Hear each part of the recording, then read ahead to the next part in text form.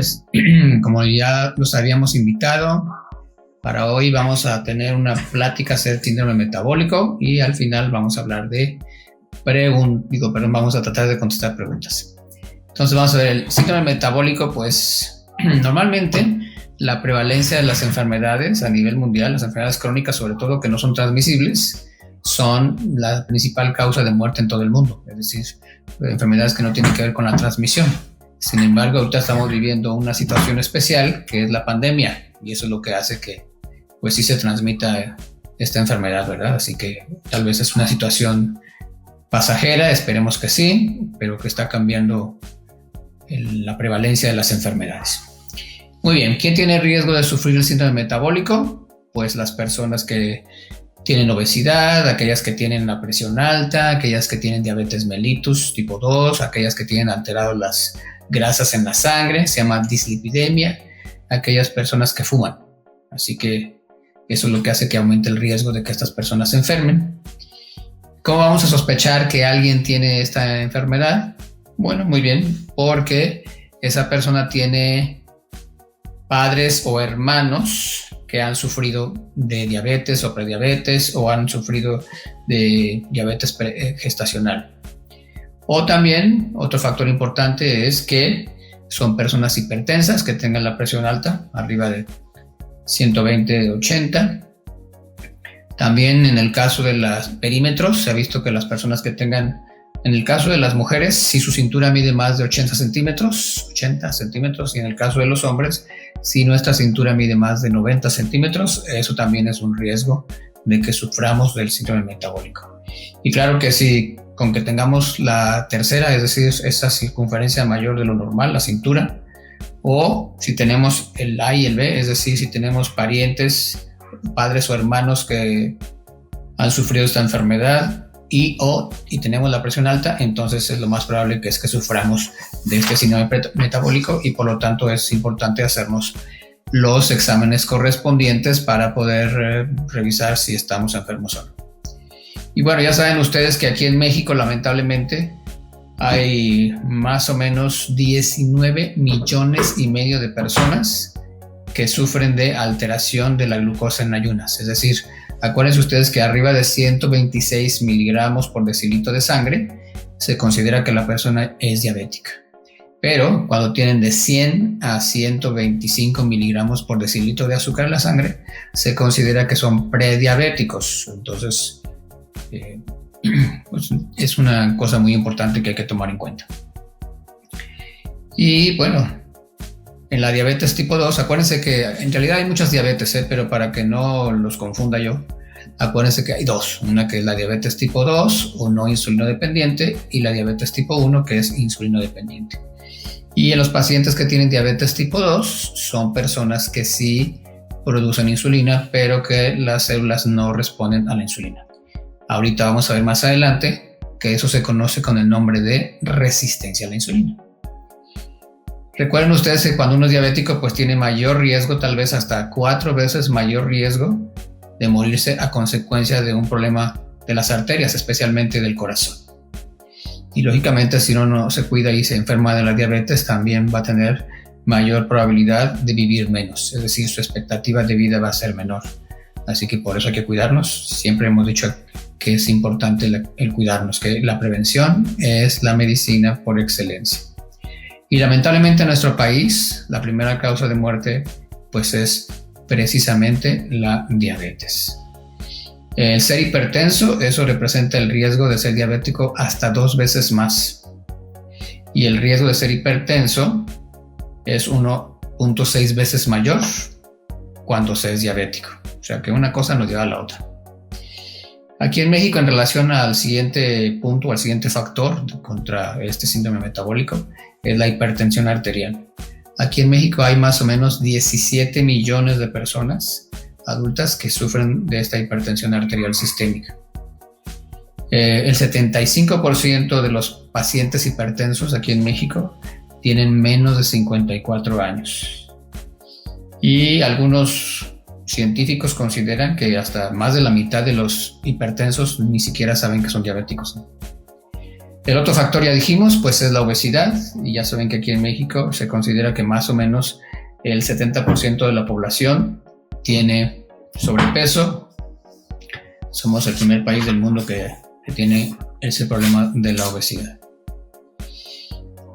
Muy bien. Bueno, aquí en México se considera que la prevalencia del síndrome metabólico, dependiendo de la definición, ahorita vamos a ver la definición, va a ser más o menos del 13% si tomamos en cuenta la definición de la Organización Mundial de la Salud. Pero si tomamos en cuenta la definición que dan en los Estados Unidos, que la da el Programa Nacional de Colesterol, entonces se supone que el 26% de los mexicanos sufren de este síndrome metabólico. Así que claro que es muy importante tomar en cuenta esto. Ahora, ¿por qué hay esta discrepancia entre que hay más o menos personas con síndrome metabólico? Bueno, la razón es que en una no se incluye la resistencia a la insulina. Esa es la diferencia entre una definición y la otra definición.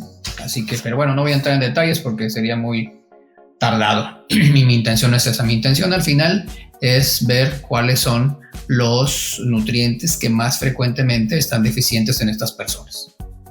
Muy bien, y bueno, también se cree que tiene mucho que ver la genética, aunque yo les recuerdo que hay muchos científicos que dicen, bueno, ok, influye la genética, pero también influye el medio ambiente, ¿verdad? Porque se ha demostrado en personas gemelas que si un gemelo se va a vivir con un tío y el otro gemelo con un abuelo, lógicamente el medio ambiente va a ser diferente y no se van a enfermar de lo mismo a pesar de que tengan el genoma idéntico. ¿Por qué? Por ese medio ambiente. Entonces tal vez aquí influye mucho lógicamente el medio ambiente, es decir, nuestra familia, lo que coma nuestra familia, el estilo de vida de nuestra familia, todo eso va a influir en que nos enfermemos o no. Muy bien, uno de los factores más importantes, decíamos entonces, en el síndrome metabólico es la resistencia a la insulina. Cuando hay resistencia a la insulina, eso va a hacer que haya un exceso de acúmulo de energía como un factor determinante. Y entonces eso va a hacer que se hipertrofien los adipocitos. ¿Qué son los adipocitos? Pues son las células de la grasa, principalmente la que tenemos a nivel abdominal. Y déjenme decirles que hasta en 1994 ya se consideró al tejido adiposo como un órgano. Antes, ¿verdad? Decían, no, pues es que la grasa que tiene uno aquí en el abdomen, pues es como una reserva de energía que tenemos ahí por haber comido calorías de más. Sin embargo, ya se demostró científicamente que no, que ahí en esa grasa, en esos adipocitos, hay una producción de ciertas sustancias que se llaman son hormonas, se conocen con el nombre de adipocinas, y hay un montón de adipocinas. Les voy a decir algunas, no les voy a hablar de todas las funciones porque, les repito, se acabaría, o más bien no iría yo al objeto de esta plática, que al final ya les dije son los nutrientes. Entonces, dentro de las adipocinas encontramos adiponectina, encontramos leptina, encontramos bisfatina, resistina y otras más. Muy bien. Y ustedes ya saben pues que la insulina lo que hace es ayuda a que entre la glucosa a las células a través de la translocación de un transportador que se llama GLUT4. Y además de eso, la insulina regula otras enzimas, muchas enzimas metabólicas, que van a promover el acúmulo de sustratos de energía. Por eso la insulina se tiene que producir en ciertas cantidades, en pequeñas cantidades y por ciertos periodos de tiempo, es decir, a la hora de la comida. Se ha visto que si uno tiene picos de hiperglicemia, es decir, que se va muchísimo el azúcar, sobre todo después de comer, eso es algo muy peligroso. Aumenta el riesgo inclusive de que uno se muera si le sube muchísimo el azúcar después de comer. Por eso es tan importante la dieta.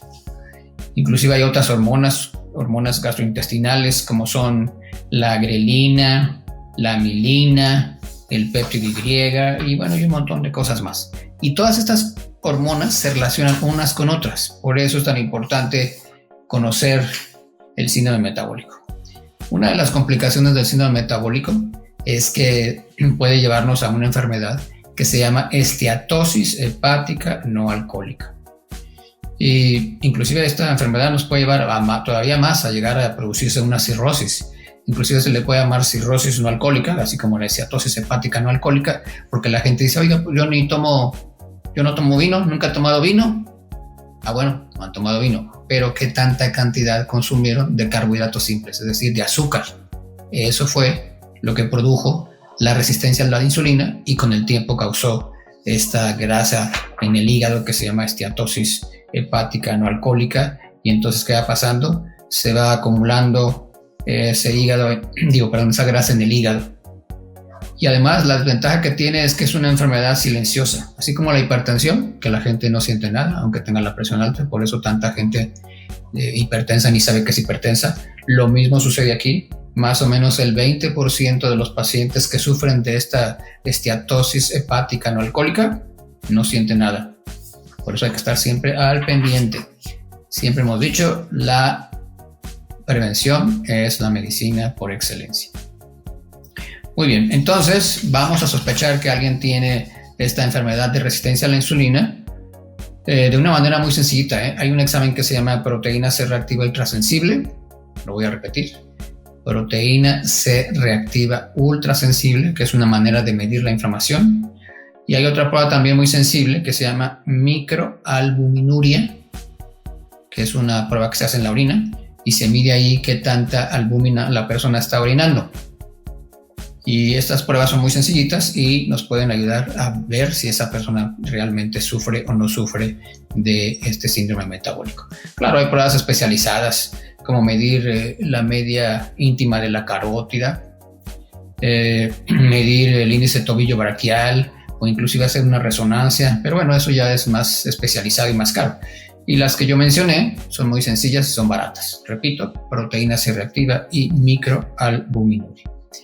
Entonces, entre otras cosas, lo que tenemos que hacer es, como ya lo hemos dicho siempre, quitar la causa de la enfermedad. Entonces, si la causa está en el estilo de vida, pues lógicamente tenemos que cambiar de estilo de vida. Y una de las cosas que más va a contribuir a que la persona tenga síndrome metabólico va a ser el sedentarismo, la falta de ejercicio. Se recomienda caminar por lo menos 2 horas a la semana y se ha visto que con eso disminuye la mortalidad hasta casi un 39%. Así que hay que hacer ejercicio. Se ha demostrado científicamente que lógicamente el ejercicio pues mejora los niveles de azúcar, disminuye los niveles de hemoglobina glicosilada, es decir, el azúcar que se pega a las proteínas, que al final de cuentas es lo que nos puede dañar. También se ha visto que el ejercicio 5 veces a la semana o más reduce el riesgo de la diabetes mellitus hasta en un 42% comparado con aquellos que solamente hicieron una vez a la semana ejercicio, para que vean la gran importancia que tiene hacer ejercicio. Y más ahora que estamos aquí encerrados, pues hay que hacer ejercicio. Y la otra parte, ya la conocen ustedes, es el control nutricional. Acuérdense que son 3 factores epigenéticos: el estilo de vida, la alimentación y la mentalidad. Entonces ya vimos el estilo de vida, el más importante es el ejercicio, y en relación al control nutricional, pues ya sabemos, hay que seguir una dieta adecuada, una dieta que vaya de acuerdo a la edad, al ejercicio, etcétera. Y si no tenemos otra enfermedad, por ejemplo, en el caso de la hipertensión, pues disminuir el consumo de sodio. Hay que tratar de eliminar el consumo de refrescos, sobre todo porque se ha visto que algunos tienen jarabe de maíz de alta fructosa. Se ha visto que el consumo de un refresco aumenta el 50% de probabilidades de sufrir el síndrome metabólico. Muy bien, hay que moderar el consumo de alimentos animales, hay que mejorar o aumentar el consumo de frutas y verduras, el consumo de leguminosas, si se consumen cereales pues que sean integrales, si son orgánicos mejor, limitar el consumo de azúcares libres, restringir la sal o disminuir el consumo de sal y todas esas cosas que ya sabemos. Muy bien. Déjenme ver qué otra cosa. También tener en cuenta qué tipo de edulcorantes utilizamos, es decir, los edulcorantes son los que nos ayudan a endulzar la comida. Lo ideal es tratar de sensibilizar nuestra lengua para que no necesitemos esos edulcorantes. Se va uno acostumbrando. Es como cuando la gente oye la música a todo volumen, ya después le bajan, ¿no? Ya no oyen. Así también más o menos hay que ir disminuyendo para estar acostumbrándonos a no consumir esos edulcorantes artificiales. Ya conocen ustedes también la stevia, es una opción muy buena, stevia. Y fijarse bien en el sobrecito, porque a veces la stevia está combinada con otras cosas. Y bueno, una cosa que voy a explicar también antes de pasar a los nutrientes y que a lo mejor aparentemente no tiene nada que ver es el síndrome de ovarios poliquísticos. O sea, mucha gente va a pensar, oye, ¿qué tiene que ver eso de los ovarios poliquísticos? Pues déjenme decirles que en el síndrome de ovarios poliquísticos se ha encontrado que hay resistencia a la insulina. Esta es una enfermedad, el síndrome de ovarios poliquísticos, en la que se considera la causa más común de infecundidad, porque las mujeres lógicamente no van a ovular, más o menos del 5 al 10% de todas las mujeres. Y bueno, ¿cómo le vamos a hacer para ver si esa mujer tiene o no tiene ovarios poliquísticos? Bueno, primero, pues que no ovule. Segundo, que tenga hiperandrogenismo clínico. ¿Qué significa eso? Que se va a notar que esa mujer produce hormonas masculinas más altas de lo normal. Y si no, al menos desde el punto de vista bioquímico, es decir, se las medimos en la sangre. Y lógicamente el otro criterio es la evidencia de los ovarios poliquísticos. Es muy sencillo, se toma un un ultrasonido pélvico y ahí podemos ver esos ovarios poliquísticos. Y les decía, pues en estas mujeres, en muchas de ellas, vamos a encontrar este síndrome, más bien esta resistencia a la insulina. Y esta resistencia a la insulina es la que puede causar, o la que va a causar, esta producción anormal de andrógenos, es decir, de testosterona.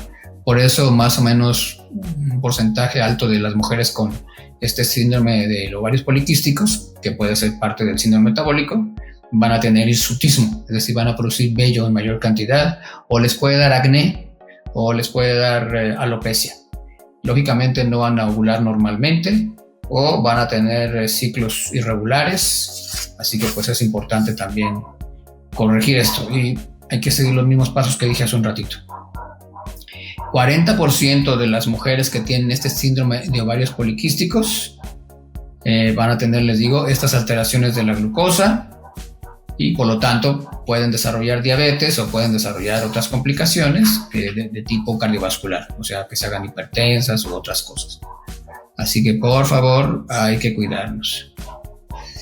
Muy bien, bueno, eso es más o menos lo que es el síndrome metabólico. La parte más importante es la resistencia a la insulina. Los factores que influyen, pues lógicamente ya dijimos, va a ser la alimentación, el sedentarismo.